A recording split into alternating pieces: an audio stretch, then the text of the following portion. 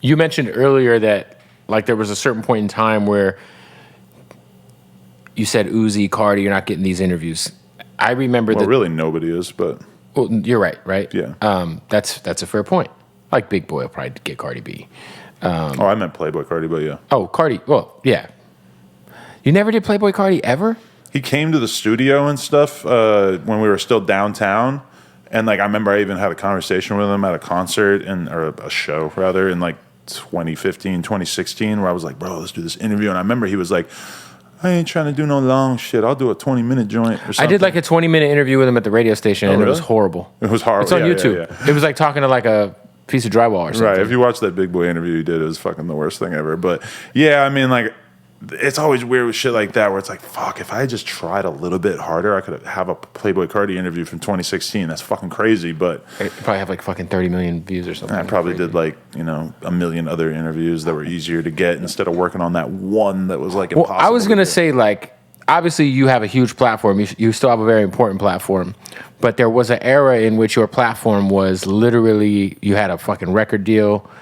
Your platform was like a career maker for up-and-coming artists. Because in like 2016, there were so few options for an artist. Like the perfect example of it is 6ix9ine. Like I met 6ix9ine in 2017 or some shit, and then he proceeded to harass the fuck out of me for like 6 months or 8 months or some shit, trying to get an interview. And then finally he did the song with Trippy, which I felt was like, oh, okay, he's actually becoming a real thing. So I did the interview with him.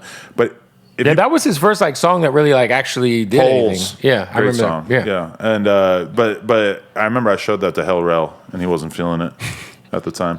But 6ix9ine had to go to somebody like me to try to get an interview. Whereas like even right now in New York, I can think of like 8 different platforms that he could go fuck with if you're on the radar or yeah. It's like there's so many different people that you could fuck with. Whereas now, like, if I get a lot of hate for like, oh, you changed your shit up and didn't just keep doing underground artist interviews. What I think people don't realize is that No Jumper as a business would never have lasted in the long run if I just kept doing only underground rapper interviews, like building out casts and hosts and expanding into doing interviews with comedians and YouTubers and porn stars and whoever. Like I needed to do all that shit in order to like keep the boat afloat, because the media space just became so flooded so fast. And even especially now where everybody wants to get paid for interviews and shit.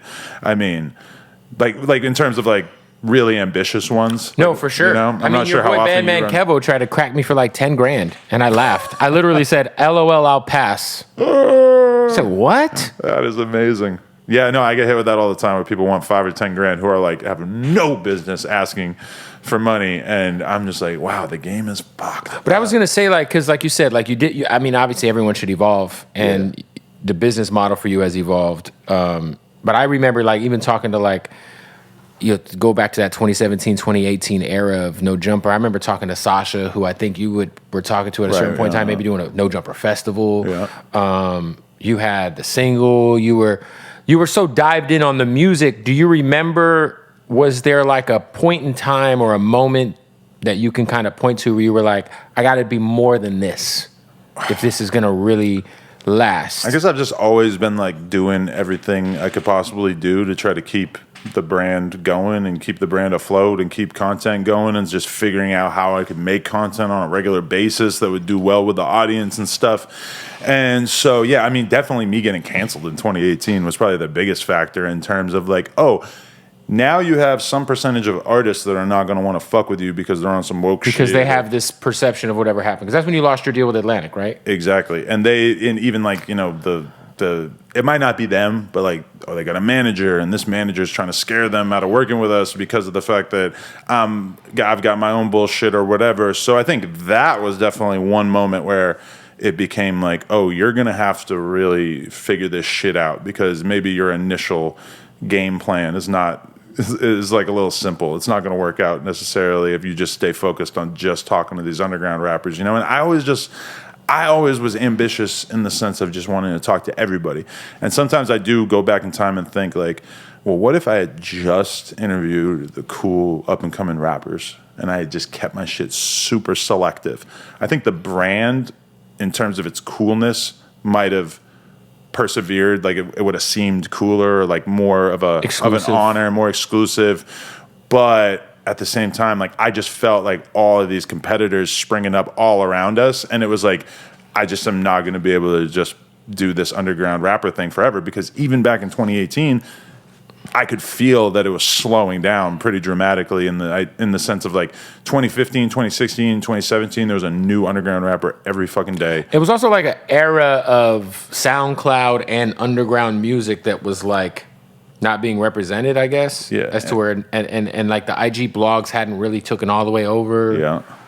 Yeah, I mean, now it's just, there's just so much shit that it's tough to stand out. And like a lot of the best content that I do now is just bringing interesting personalities together, whether it's like the consistent personalities on the channel or, you know, like yesterday I had Destiny, the Twitch streamer with dude, and Whack 100. Like, who would have thought them two would ever sit down? So I was saying, like, I was so happy. I was just geeked up off that. Just like, I cannot believe that I just brought these two motherfuckers together.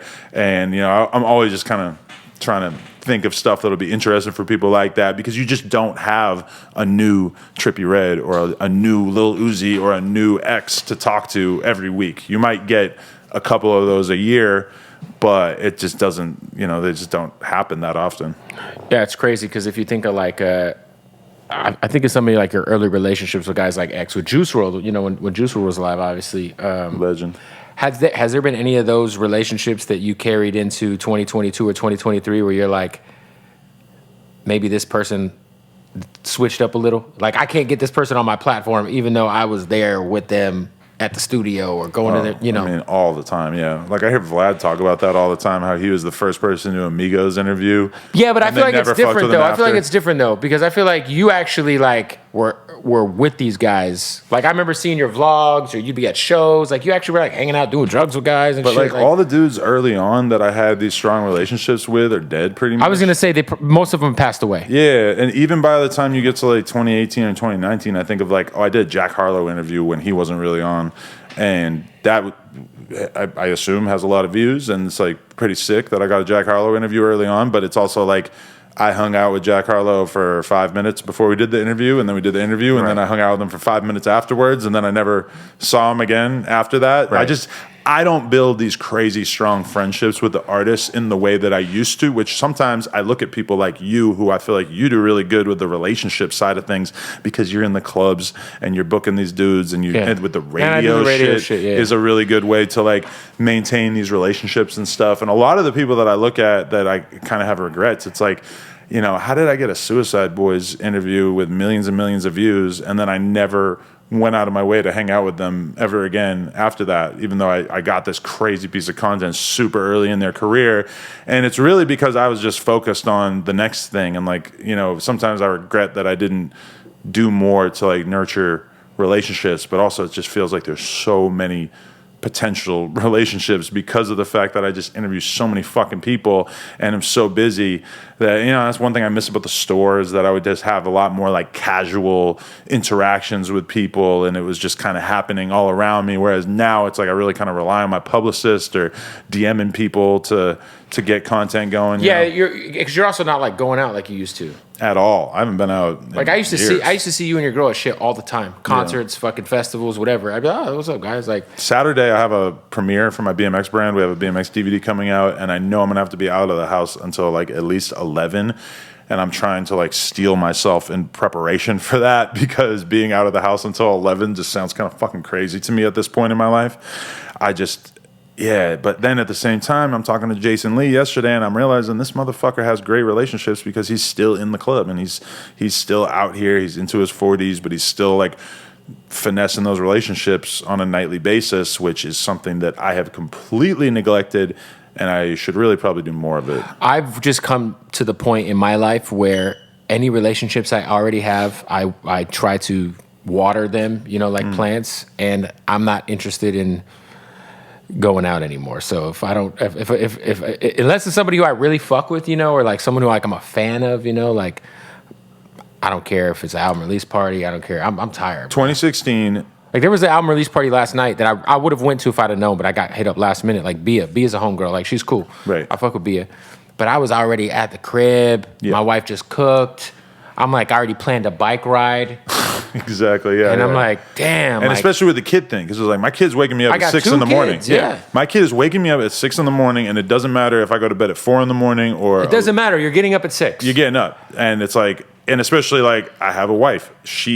She will take on all of that responsibility of taking care of the kids and everything, but I don't feel like that's fair for me to just put everything on her and be like, nah, I'm sleeping a couple hours later just so that I can like, you know, recover from the fact that I had a fun night last night. Because like 2016, if it was a Friday night, this was the era of like underground warehouse shows in LA and stuff, and there would be like some random fucking Soulja Boy show in a warehouse in like the Ham on Everything era, and I would go and I would see people I knew, and I would stand around and smoke weed and drink and probably snort coke and do whatever and just meet people and just like do this little like friend collecting thing that you're doing at a certain point in your life of just meeting. No, I used to see you everywhere. Yeah. And I respect that, and there's a certain point in your career where you have to do that, but also like as soon as I had a kid, it was just like, what the fuck am I doing?